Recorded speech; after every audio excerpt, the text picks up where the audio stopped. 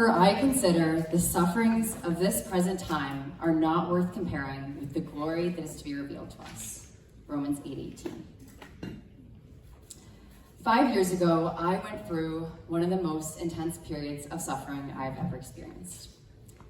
I developed an eating disorder in late 2019, so if hearing me talk about that is unhealthy for you, feel free to step out or zone out, whatever is fine. This spiraled to me being hospitalized and diagnosed with bradycardia, anorexia, anxiety, and failure to thrive in May 2020.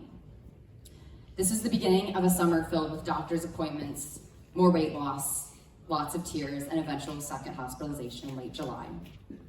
But at the beginning of that summer, my mom showed me these two little cards of Bible verses that she's had in her Bible since about 2005, I think, with Romans 8:18 on it. And that verse gave me a lot of peace in that time, so I wanted to break it down for you tonight. Starting in the beginning, for I consider. I refers to Paul, formerly Saul, who is the author of this letter. Saul was a Jewish extremist who came to know Christ in Acts 9, an encounter that changed the trajectory of his life to become a witness for Jesus through many missionary journeys. After his conversion, Paul experienced a lot of suffering, ranging from being in prison to persecution from Jewish leaders. I also want to look at the transition word for that starts the verse. This shows that verse 18 is part of a bigger argument that Paul is making in Romans 8, because Paul is always making an argument, if you know anything about him. Earlier in Romans 8, Paul is discussing the Christian life, including in verse 17, when he says that we are children, heirs of God, and fellow heirs with Christ, provided we suffer with him. This leads to verse 18, which offers a hopeful look at the suffering. For I consider that the sufferings of this present time. This is getting into the meat of the passage. Like I said earlier, Paul has experience with suffering, but he's also writing to the Roman church, which also has experience with suffering. In early Christianity, Rome targeted Christians because they were doing a good job. They were growing, and so they became a target, especially at the hands of Emperor Nero. So we can assume that this is a group of people that has experienced lots of persecution and suffering. And we may not experience suffering in the same way that the early church did in Rome, but we certainly experience suffering. My eating disorder is an example of that. I'm sure all of you have experienced the decay of your bodies. Maybe it's just a cold, maybe it's a broken leg, and lots of other suffering. This is inevitable, and it's the natural consequence of sin separating us from God. But suffering is not the end of the story. For I consider that the sufferings of this present time are not worth comparing with the glory that is to be revealed to us. This doesn't mean the glory that we're going to experience tomorrow or next year, or when we return to pre-eating disorder weight, or when we can finally run and be healthy. I've been reading through the Old Testament this year, and if you're familiar with the Old Testament, you know that there are a ton of promises between God and his people throughout. But God doesn't promise health, wealth, and happiness to happen the next day.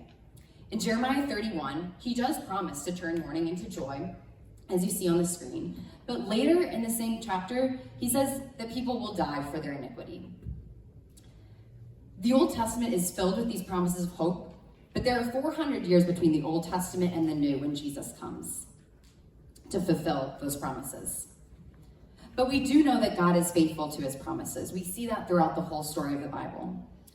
And he promises a unique picture of majesty in Revelation 19, which you'll all see on the screen. There we go.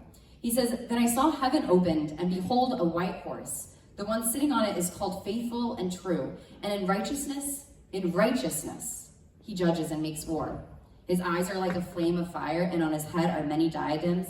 And it continues. I won't read the whole thing. This is the glory that is to be revealed to us. This is the majesty of God. And because we have hope in this future promise of God's, we have hope in the present moment. John 17:3, which I don't have on the screen, but you can look it up, says, "And this is eternal life, that they know you, the only true God, and Jesus Christ whom you have sent." We can know Jesus Christ while we are on earth. Eternal life starts with knowing Jesus now, on earth, in the midst of our suffering. Because I have hope in Jesus, I can look back on the hardships of 2020 and smile. My mom and I watched the Great British Baking Show almost every night in her bed that summer. We had the laptop between us, and halfway through the episode, we would toddle into the kitchen, get a snack, go back, and switch spots in the bed so we could lay on our other sides. And sometimes we argued about the portions that were needed or the snacks I should eat for my weight gain, arguments that sometimes got tearful or heated, but we knew that our relationship was not ultimately hurt by these hard times. Our true hope for fulfilling relationships was in Jesus. When I came home from the hospital the second time, I wasn't at rock bottom. I was below rock bottom. And I won't go into the details of that second traumatic hospitalization, but I felt at the time it was the opposite thing I needed to continue my recovery. I remember the day I came home, my parents and I went to watch the sunset at a church on the outskirts of town. And I sobbed. How could I ever make back the progress after such a setback? Why did God make this part of my story? I don't think I felt a shred of positivity in that moment. But the sun still set, and that was beautiful. And I think that's such a perfect example of how God allows us these small mercies in the midst of our sufferings. When I was hospitalized that summer, I have no doubt that I was suffering.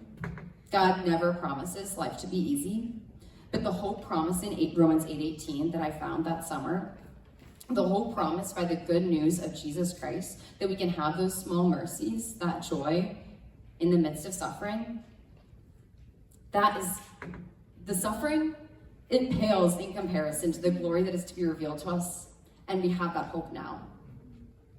I'm going to say that again. That suffering pales in comparison to the glory that is going to be revealed to us. Not the glory that is going to be revealed to us tomorrow. Not the glory that I feel standing on this stage talking about this as someone who has made it through the worst of it. But the glory that is going to be revealed when Jesus returns, when we are reunited with the Father, when death is not only defeated on the cross, because death was defeated on the cross, but when it is departed for good, when God wipes away every tear from our eyes, as he promises in Revelation 21, and there shall neither be mourning, nor crying, nor pain. That is the glory at the end of our sufferings that we have hope in. That's the gospel. Thank you so much. I would like to invite up our next speaker,